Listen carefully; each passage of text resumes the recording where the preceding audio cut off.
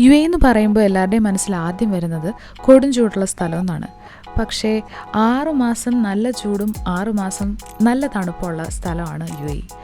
തണുപ്പ് സമയത്ത് ഇവിടെ പലതരം ഫെസ്റ്റിവൽസ് നടക്കാറുണ്ട്. അതായത് global village, Sheikh Zayed festival, പിന്നെ ഇവരുടെ നാഷണൽ ഡേയും ഈ തണുപ്പ് സമയത്ത് തന്നെയാണ്. അപ്പോൾ നാഷണൽ ഡേയുടെ സമയത്ത് ഇങ്ങനെയാണ് യു എ മൊത്തത്തിൽ അലങ്കരിച്ചിരിക്കുക.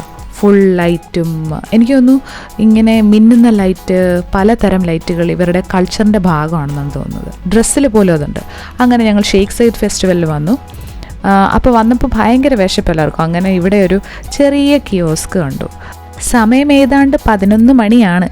എന്നിട്ടും എല്ലാം ആക്റ്റീവായിട്ട് തന്നെ പോകുന്നു.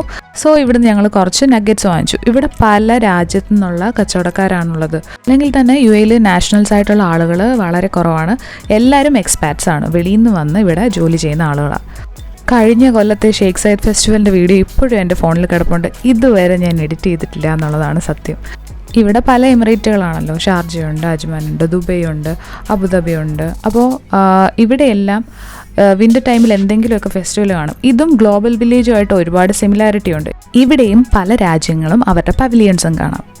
അങ്ങനെ നല്ല ചൂട് നഗറ്റ്സൊക്കെ ഞങ്ങൾ വാങ്ങിച്ച് കഴിച്ചു. അതിനോടൊപ്പം നല്ല തകർപ്പൻ ഒരു കരിമ്പ് ജ്യൂസും ഉണ്ടായിരുന്നു.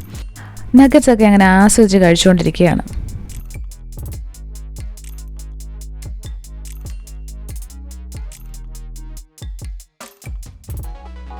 ഇവിടെ വന്നിട്ട് ക്യാമറ യൂസ് ചെയ്യുമ്പോൾ ഞാൻ ഭയങ്കര അവെയറായിട്ടാണ് ക്യാമറ എടുക്കുന്നത്. ബിക്കോസ് നമുക്ക് ചുറ്റുമുള്ള ആളുകൾക്ക് ഇത് ഓക്കെ ആണോ എന്ന് നമുക്ക് അറിയില്ലല്ലോ.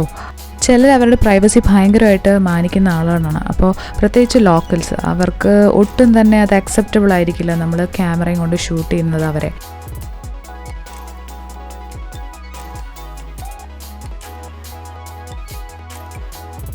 കുട്ടികളൊക്കെ ഈ സമയത്തും നല്ല എനർജിയിലാണ്.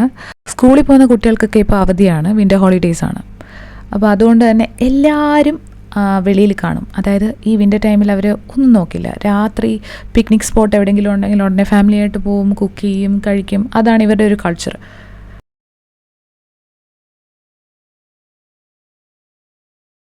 അങ്ങനെ നമ്മൾ തെരഞ്ഞു പിടിച്ച് കണ്ടുപിടിച്ചു ഇന്ത്യയുടെ പവലിയനിലേക്ക് എത്തി. ഓരോ രാജ്യത്തിനും അവരുടെ കൾച്ചറിനെ ഷോക്കേസ് ചെയ്യാൻ പറ്റുന്ന രീതിയിലാണ് ഓരോ പവലിയനും സെറ്റ് ചെയ്തിരിക്കുന്നത്. ഇന്ത്യ ഒരു റെഡ് ഫോർട്ടിൻ്റെ തീമാണ് മൊത്തത്തിലുണ്ടായിരുന്നത്. അതിനുശേഷം ഞങ്ങൾ നേരെ ഈജിപ്തിൻ്റെ പവലിയനിലേക്ക് പോയി.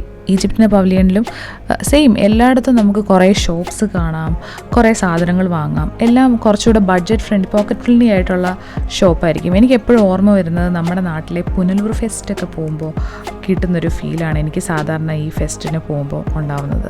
പിന്നെ ഈജിപ്തിൻ്റെ പവലിയനിൽ അവർ ആ സ്റ്റേജ് നല്ലതുപോലെ തന്നെ സെറ്റ് ചെയ്തിട്ടുണ്ട്. ഒരു സ്ഫിങ്സിനെയൊക്കെ വെച്ചിട്ട് നടുക്ക്, പിന്നെ ഹീറോഗ്ലിഫിക്സിൽ എന്തൊക്കെ എഴുതുന്ന രീതിയിൽ അതിൻ്റെ ബാക്ക്ഗ്രൗണ്ടും.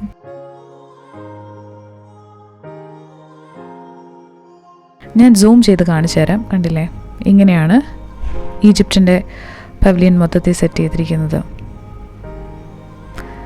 അവിടെ നിന്ന് ഞങ്ങൾ ഇറങ്ങി. ഇന്ത്യ, ഈജിപ്റ്റ്, കണ്ടില്ലേ, ഇത് രണ്ടും അടുത്തടുത്തായിരുന്നു.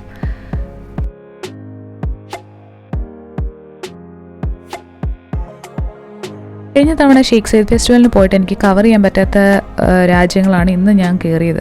ഇന്ത്യയും പാകിസ്ഥാനും ഒന്നും എനിക്ക് കയറാൻ പറ്റിയില്ല. ഇന്ത്യ എന്തോ ഞാൻ കയറിയിട്ടുണ്ടായിരുന്നു, പക്ഷേ പാകിസ്ഥാൻ കയറിയില്ലായിരുന്നു. അപ്പോൾ പാകിസ്ഥാൻ മൊത്തത്തിൽ ഒരു പച്ചമയമാണ് മൊത്തത്തിൽ അകത്തേക്ക് കയറുമ്പോൾ തന്നെ. ഇവിടെ നമുക്ക് പർദ്ദയൊക്കെ ഭയങ്കര പോക്കറ്റ് ഫ്രണ്ട്ലി ആയിട്ട് കിട്ടും.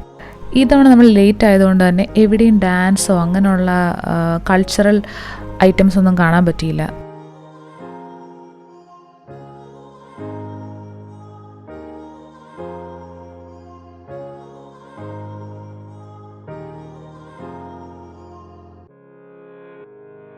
ഇതെല്ലാം കഴിഞ്ഞപ്പോൾ തന്നെ ഒരു 12:30 ആയിട്ടുണ്ടായിരുന്നു. എന്തായാലും വീട്ടിൽ പോയി കിടന്ന് ഉറങ്ങിയല്ലേ പറ്റൂ. അങ്ങനെ നമ്മൾ അവിടെ നിന്ന് ഇറങ്ങിയപ്പോൾ അത്രയേ ഉള്ളൂ. Thanks for watching the video. By.